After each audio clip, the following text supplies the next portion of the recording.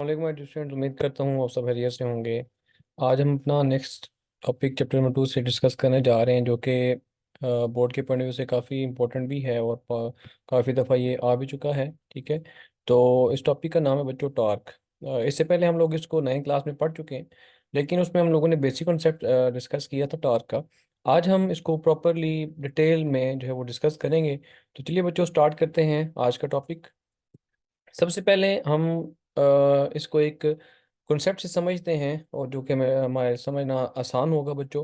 तो हमारे पास let's suppose एक रॉड है बच्चों। तो इसका जो रॉड का ये देख लें, एक पॉइंट हमारे पास ये सेंट्रल पॉइंट है, और ये हमारे पास इसका एक पॉइंट ऊपर आ जाएगा, एक पॉइंट जो है वो लोअर एंड पे आ जाता है। अगर मैं इसके सेंटर पॉइंट पे या सेंटर ऑफ ग्रेविटी जिसको कहते होते हैं बच्चों, आप अगर यहाँ पे फोर्स अप्लाई करोगे, ठीक है, तो क्या होगा कि ये रॉड बिल्कुल स्ट्रेट लाइन क्या करेगा, मूव करना स्टार्ट कर देगा। इसी तरह के जहाँ पे मैं फोर्स अप्लाई कर रहा हूँ वो वाला पॉइंट मैं अगर चेंज करूँ, आहिस्ता आहिस्ता मैं ऊपर लेके जाना स्टार्ट कर दूँ अपना वो पॉइंट जहाँ पे मैं फोर्स अप्लाई करूंगा। अब लेट्स सपोज मैं इस पॉइंट के ऊपर फोर्स अप्लाई करता हूँ, तो आप ये देखेंगे जब मैं इस पॉइंट के ऊपर फोर्स अप्लाई करूंगा, ये अब सेंटर ऑफ ग्रेविटी नहीं है। ठीक है, जिसकी वजह से बॉडी के अंदर क्या आएगा, टर्न आएगा। क्या आएगा बच्चों, टर्न आएगा। तो इसी वजह से अब यहाँ पे जो टर्न आ रहा है, यानी बॉडी रोटेट जो करेगी या मूव करेगी, इसी को आप लोग क्या कहते हैं, टॉर्क। ठीक है, तो एक ऐसा पॉइंट जहां पे अगर आप फोर्स अप्लाई करें, बॉडी ऐसे टर्न करना स्टार्ट कर दे, ठीक है, सर्कुलर फॉर्म में कह सकते हैं आप लोग अपनी अंडरस्टैंडिंग के लिए, तो उसको आप लोग क्या कहते हैं, टॉर्क। तो होपफुली आपको पॉइंट समझ आ गया होगा। अब आगे चल के आपके लिए समझने में थोड़ी सी आसानी होगी। तो चलिए बच्चों, स्टार्ट करते हैं। टॉर्क होता क्या है, तो सबसे पहले डिस्कस करते हैं इसकी definition. Turning effect of force is called torque. कि जो बॉडी के अंदर टर्निंग इफेक्ट प्रोड्यूस होता है, किसकी वजह से, फोर्स की वजह से। जब आप किसी बॉडी के ऊपर फोर्स अप्लाई करें, उसके अंदर टर्न आना स्टार्ट हो जाए, तो उसको हम लोग क्या कहते हैं बच्चों, वो आते हैं उसकी टॉर्क की वैल्यू, या टॉर्क होता है इटसेल्फ।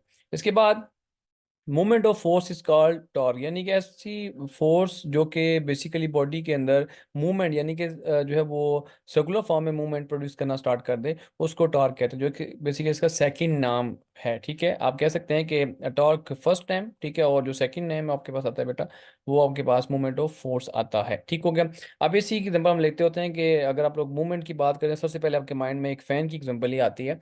तो बच्चों याद रखिएगा, फैन जब आप लोग स्टार्ट करते हैं तो उसके ऊपर फोर्स लगती है। ठीक है, तो जब फोर्स लगती है तो वो उस टाइम जो है वो टॉर्क प्रोड्यूस कर रहा होता है। लेकिन जो ही वो एक कांस्टेंट स्पीड के साथ मूव करना स्टार्ट कर दे, तो फिर उसके ऊपर बेटा फोर्स नहीं, मतलब होती तो है, लेकिन उस केस में वो टार्क नहीं हो रहा होगा। ठीक है, क्योंकि कॉन्टिन्यूस उसके ऊपर फोर्स अप्लाई नहीं होती। इसी तरह जब आप लोग जो है वो स्विच ऑफ करते हो उसको, तो उस वक्त भी उसकी जो है वो फोर्स के अंदर समझ में थोड़ा सा चेंज आ रहा होता है, तो उसके अंदर क्या होता है, टॉर्क होता है। इस तरह आपको बच्चों यहाँ पे डोर नजर आ रहा है, डोर को जब ओपन या क्लोज करते हो, तो उसके अंदर भी टर्निंग इफेक्ट का होता है। उस टर्निंग इफेक्ट की वजह से उसके अंदर क्या होता है बच्चों, टॉर्क आता है। ठीक है, तो कोई भी टर्निंग इफेक्ट जो किसी बॉडी के अंदर प्रोड्यूस होगा, वो बेसिकली टॉर्क की वजह से ही होगा। इसके बाद जो दो तीन पॉइंट्स आपसे डिस्कस करूंगा पहले, ताकि आगे समझने में आपको आसानी हो। Axial rotation, a line along which a body rotates. एक ऐसी लाइन जिसके अलोंग बॉडी क्या करती है, रोटेट करती है, उसको एक्सिस ऑफ रोटेशन कहते हैं। ठीक है, तो एक ऐसा पॉइंट जिसके अराउंड बॉडी क्या करेगी, रोटेट करेगी, उसको एक्सियल रोटेशन कहेंगे। दूसरा हमारे पास आ जाएगा पिवट। ठीक है, a point on a body, pivot point. ठीक है, या एक्सियल रोटेशन, दोनों एक ही समझ ले नाम है। ठीक है, जैसे हम कहते हैं कि जिसके अराउंड बॉडी रोटेट कर रही होगी ना, ठीक है, यहाँ पे हम कहते हैं कि ये स्पोर्टिंग मटेरियल होगा इसका। ठीक है, तो इसके अराउंड वो जो बॉडी रोटेट करेगी, उसको आप लोग क्या कहेंगे, उसको एक्सियल रोटेशन कहेंगे, या पिवट पॉइंट भी कह सकते हैं। ठीक है, इस तरह बच्चों यहाँ पे आपके पास स्पैनर नजर आ रहा है आपको। स्पैनर के किसी नट को आप लोग लूज या टाइट कर रहे होंगे, तो वो जो आपके पास नट है उस टाइम, ठीक है, उसके अराउंड बॉडी ने क्या करना है, ठीक है, क्या करना है, रोटेट करना है। तो ये उसका कौन सा पॉइंट होगा, ये एक्सियल रोटेशन होगा या पिवट पॉइंट होगा। ठीक है, फॉर्मूला बच्चों हमारे पास जो आता है, क्योंकि हम लोगों ने अभी पढ़ा कि टॉर्क जो है ना वो आता है फोर्स अप्लाई करने की वजह से, उसके अंदर कोई ना कोई जो है वो मूवमेंट प्रोड्यूस होती है, और वो कोई ना कोई डिस्टेंस समझ लें कि लेंथ कवर करेगा। तो इसमें आपके पास जो है ना वो tau is equal to F multiply by L आएगा। और याद रखिएगा ये बच्चों किसके लिए वैलिड है, जब आप लोग किस एंगल के ऊपर फोर्स अप्लाई करोगे, 90 डिग्री के एंगल के ऊपर। सो ये स्पैनर आपको नजर आ रहा है बच्चों यहाँ पे। तो स्पैनर के ऊपर जब आप लोग फोर्स अप्लाई करते हो, यानी कि स्क्रू को लूज या टाइट करना है, तो आप देखें फोर्स ऊपर अप्लाई करें, ये इसका मोमेंट आर्म है, जो आगे चल के मैं पढ़ाता हूँ आपको इसके क्या कॉन्सेप्ट है मोमेंट आर्म का। तो ये इसके बिटवीन एंगल बन रहा है 90। ठीक है, तो इस एंगल के ऊपर जब आप इसको अप्लाई करोगे, तो वो बेसिकली टार का फॉर्मूला ये होगा। अगर आपका एंगल जब चेंज होगा, तो उसके लिए फॉर्मूला बच्चों हम लोग आगे चल के पढ़ेंगे इसी टॉपिक के अंदर कि कौन सा फॉर्मूला है। मूवमेंट आर्म के बारे में बताता हूँ आपको। Moment arm is defined as perpendicular distance between pivot point and line of action of force. अब ये हम लोगों ने पढ़ा है अभी कि पिवट पॉइंट है ये वाला, ठीक है, ये यहाँ से लेकर यहाँ तक आप का जो फासला होगा ना, ठीक है, वो आप लोग कह सकते हैं कि वो आपके पास क्या मोमेंट आर्म। देख ले, लिखा हुआ है perpendicular distance between pivot point and line of action of force. ये पिवट पॉइंट है और यहाँ पे आप लोग फोर्स अप्लाई कर रहे हो, ऐसी लाइन जिसके ऊपर फोर्स समझ अप्लाई हो रही है, और ये हैंड आपका इधर फोर्स ऊपर अप्लाई हो रही है, ठीक है। और यहाँ से जहाँ तक आपने मतलब जहाँ से आप लोग फोर्स अप्लाई कर रहे हो उस पॉइंट से और पिवट पॉइंट तक जो फासला होगा ना, उसको आप लोग क्या कहेंगे, मूवमेंट आर्म। जैसा कि भी आपको नजर आ रहा है कि यहाँ से यहाँ तक फासला कितना है, यहाँ पे मेंशन हुआ है 20 सेंटीमीटर, तो ये बच्चों आपका इसका मूवमेंट आर्म आएगा, ठीक है, जो कि इंपॉर्टेंट डेफिनेशन भी है। The perpendicular distance between pivot point and line of action of a force. अब इसके लिए बच्चों हमारे पास एक छोटी सी एनिमेशन है, उसको आप जल्दी से पढ़ें देखें, और ताकि आपको थोड़ा सा आइडिया हो जाए कि टर्निंग इफेक्ट यानी कि टार्क क्या। अब ये गाड़ी है, रोटेट कर रही है, तो इसकी रोटेशन की वजह से यहाँ पे बच्चों क्या प्रोड्यूस हो रहा है, टार्क प्रोड्यूस हो रहा है, ठीक है। अब इस हमारे पास ये मैंने अभी आपको बताया था, ये जो स्पैनर है, स्पैनर से आप लोग फोर्स अप्लाई करते हो, तो वो जब फोर्स अप्लाई होगी बच्चों, तो उसकी वजह से क्या होगा कि उसके अंदर जो है ना वो टार्क प्रोड्यूस होगा। यहाँ पे एक बात आपने नोट करनी है बच्चों के, जब आपका मूवमेंट आर्म क्या होगा, कम होगा तो फोर्स ज़्यादा लगानी पड़ेगी, ठीक है। और जब आपका मूवमेंट आर्म क्या होगा, ज़्यादा होगा तो फोर्स कम लगानी पड़ेगी। तभी जब आप स्पैनर को दूर से पकड़ के फोर्स लगाते हो तो फोर्स कम लगती है, यहाँ पे देख सकते हैं, ठीक है। और जब पास से पकड़ के लगाते हैं फोर्स, तो उस टाइम आपकी फोर्स ज़्यादा लग रही होती है, ठीक है। ये पॉइंट आपको होपफुली समझ आ गया होगा। तो ये बच्चों आपके पास कॉन्सेप्ट था इसका कार का, होपफुली यहाँ तक आपको बेसिक चीज़ें समझ आ गई होंगी। आप बढ़ते हैं कि अगर हमारे पास फोर्स अदर देन 90 डिग्री के ऊपर लग रही हो, तो फिर हम लोग उसका फॉर्मूला क्या बनाएंगे।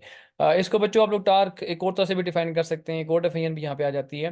Torque is defined as product of force and perpendicular distance between pivot point and the line of action of force.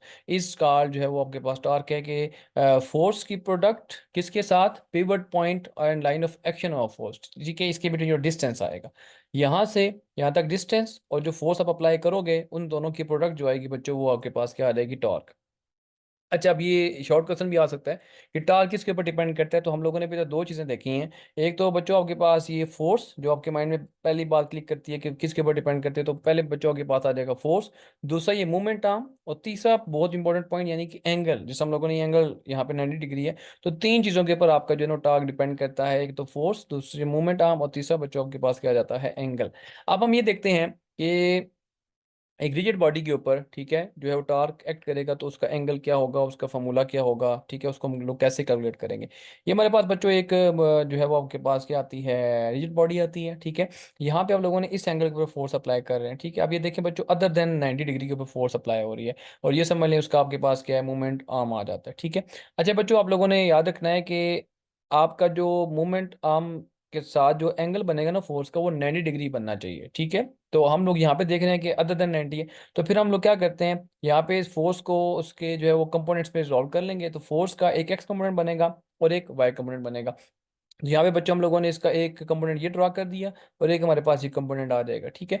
अब यहाँ पे बेटा आपके पास जो है ना वो कैसे आप आइडेंटिफाई करेंगे कि कौन सा साइन वाला है, कौन सा कॉज वाला है। तो यहाँ पे हमारे पास जो है ना वो याद रखिएगा बच्चों कि इसका हमारे पास जो है ना वो ये फर्स्ट वेक्टर आ जाएगा, ये वाला फर्स्ट वेक्टर यानी कि एक्स कंपोनेंट, और ये वाला होगा हमारे पास वाई कंपोनेंट, ठीक है। इसको अगर उठा के यहाँ पे मैं बना दूं, ठीक है, तो मैंने यहाँ पे बना दिया, वैसे बनाया, यहाँ पे जाएगा फर्स्ट वेक्टर, और ये दूसरा वेक्टर आपके पास आ जाएगा। तो फर्स्ट वेक्टर का हेड दूसरे वेक्टर की यहाँ पे जब आप बनाएंगे तो टेल के साथ मीट कर रहा होगा, तो यहाँ पे आप लोग हेड टेल रूल से इसको क्या कर सकते हैं, अप्लाई कर सकते हैं। अब आप यहाँ पे देखें तो बच्चों यहाँ पे एंगल बनेगा, यहाँ पे थीटा बनेगा। थीटा के सामने क्या होता है, थीटा के सामने होता है परपेंडिकुलर, क्या होता है, परपेंडिकुलर। अब इसको यहाँ से उठा के हमने यहाँ पे जब बना दिया, तो ये बन जाएगा परपेंडिकुलर। तो डेफिनेट सी बात है कि ये वाला जो होगा आपके पास, ये कंपोनेंट जो आप लोगों ने यहाँ पे ड्रॉ किया हुआ है, ताकि आप लोग फोर्स का कोई कंपोनेंट इस रेडियस के साथ, सॉरी ये मोमेंट आर्म के साथ आप क्या कर सकें, परपेंडिकुलर बना सकें।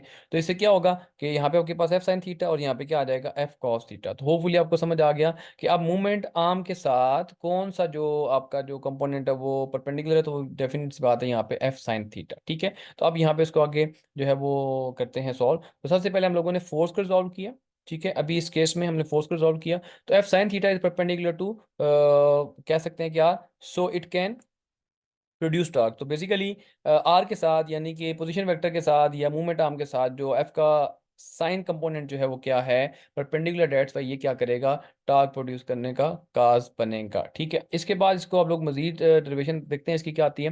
टॉर्क का फॉर्मूला हम लोग पढ़ के आ चुके हैं, torque is equal to R F, R cross F. अब आपको पता है क्रॉस में साइन कंपोनेंट आ जाता है, तो अब आर तो हम लोगों ने रिजॉल्व नहीं किया, हम लोगों ने फोर्स को रिजॉल्व किया। और फोर्स का कौन सा कंपोनेंट, साइन थीटा। तो एफ के साथ यहाँ पे क्या आ जाएगा बच्चों, साइन थीटा। ठीक है, तो आर एफ साइन थीटा, क्योंकि एफ को रिजॉल्व किया था तो आर एफ साइन थीटा हमारे पास आ जाएगा।